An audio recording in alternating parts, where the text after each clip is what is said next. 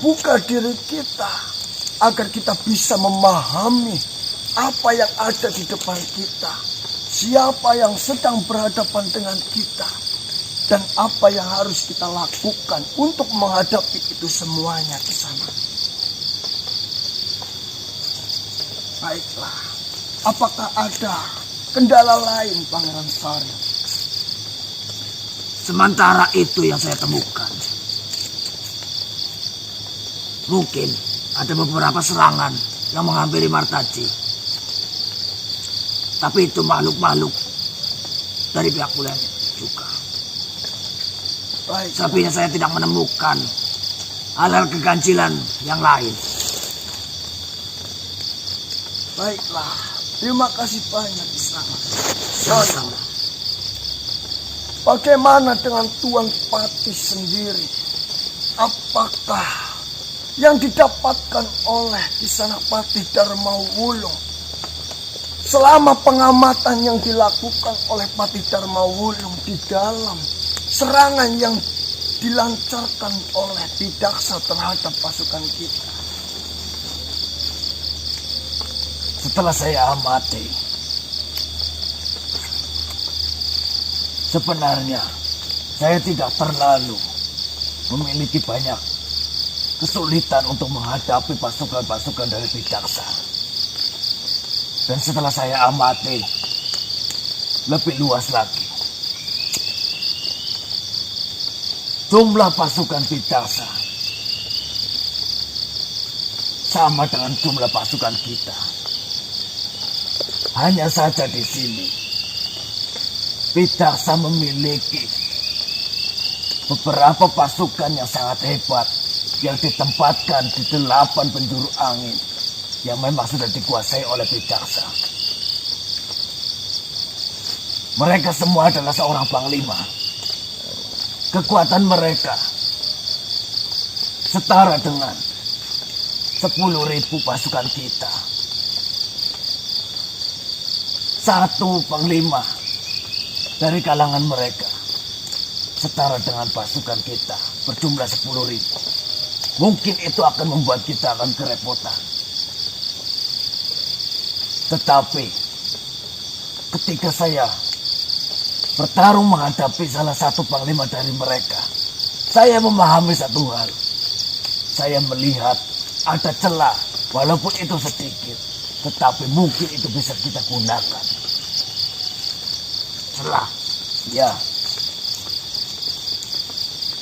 Celah apakah itu di sana? Seperti ini, Tuan Tonggopilo. Ketika saya bertarung dengan salah satu panglima dari bantuan yang membantu Bidaksa, saya memahami ketika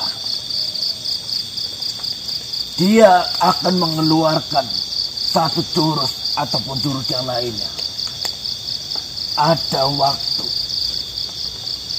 ada sedikit jeda di situ. Mungkin hanya sepersekian detik atau hanya beberapa detik saja. Tetapi beberapa detik itu bisa kita gunakan ketika salah satu dari mereka akan mengeluarkan kekuatan dan akan menyerang kita. Kita bisa serang mereka, tetapi kita butuh makhluk dengan kecepatan yang sangat cepat.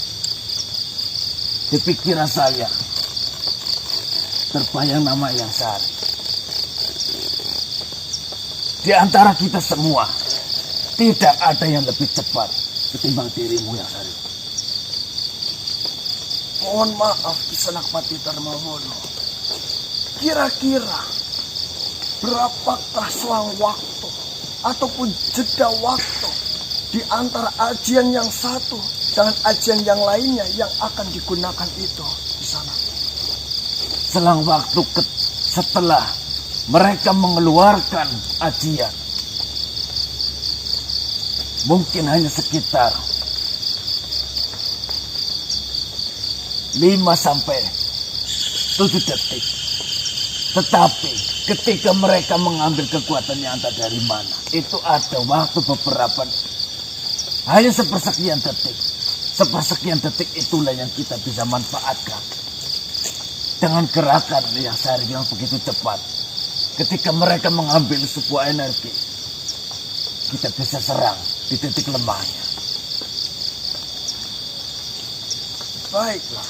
Itu yang saya pahami dari beberapa pertarungan saya dengan Panglima dari pihak yang membantu Pitaksa. Dari informasi Kisanak Pati Dharma Wulung sendiri, ini adalah informasi yang sangat penting di sana.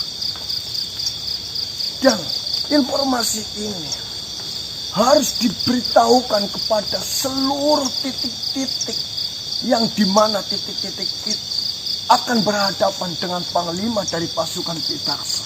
Ya, Dan nantinya di setiap titik-titik itu harus disediakan satu pasukan yang memiliki kecepatan tinggi. Dikala mereka ataupun yang lainnya memancing Panglima dari pasukan Pitaksa, pada saat Panglima dari pasukan Pitaksa menggunakan ajian yang dia gunakan, disitulah pasukan yang memiliki kecepatan itu harus dimanfaatkan untuk melakukan penyerangan. Berarti di sini kita sudah menemukan cara untuk memperkuat titik-titik sesuai dengan keluhan dari apa yang disampaikan oleh Ajeng Pandita sendiri. Nantinya kita harus mempersiapkan pasukan-pasukan yang memiliki kecepatan tinggi untuk diletakkan di titik-titik yang sudah kita sebarkan di sana. tetapi mohon maaf Tuan Donggopilo. Adakah pasukan yang bisa bergerak dengan cepat yang setara dengan Eyang Syarif ini? Mungkin, mohon maaf ini Tuan Pilo. Silakan di sana. Mungkin jika yang dibutuhkan adalah kecepatan, kita bisa meminta bantuan atau mengerahkan kera yang dimiliki oleh Eyang Madri Kuntala. Itu saran dari saya. Itu bisa kita lakukan di sana. Akan tetapi yang perlu kita perhatikan di sini, kecepatan bukan hanya dari satu pasukan ataupun gerakan yang dilakukan oleh pasukan itu, tapi kecepatan bisa kita dapatkan menggunakan sebuah senjata. Kita bisa melakukan penyerangan secara cepat dengan senjata yang memiliki kecepatan tinggi di sana. Tetapi saya rasa kecepatan saja sebenarnya tidak cukup Tuan Donggopilo. Makhluk itu harus melihat kesempatan yang ada. Kalau makhluk hanya mengandalkan kecepatan tetapi tidak bisa melihat kesempatan yang ada, itu percuma saja. Benar sekali. Maka dari itu, dari apapun informasi yang di sana Patih dapatkan, nanti kita akan sebarluaskan di mana waktu yang tepat untuk melakukan sebuah penyerangan itu. Kapan waktu yang paling tepat untuk melontarkan sebuah serangan. Mungkin kita bisa mencoba ataupun kita bisa memastikan terlebih dahulu waktu yang kita butuhkan untuk melakukan penyerangan itu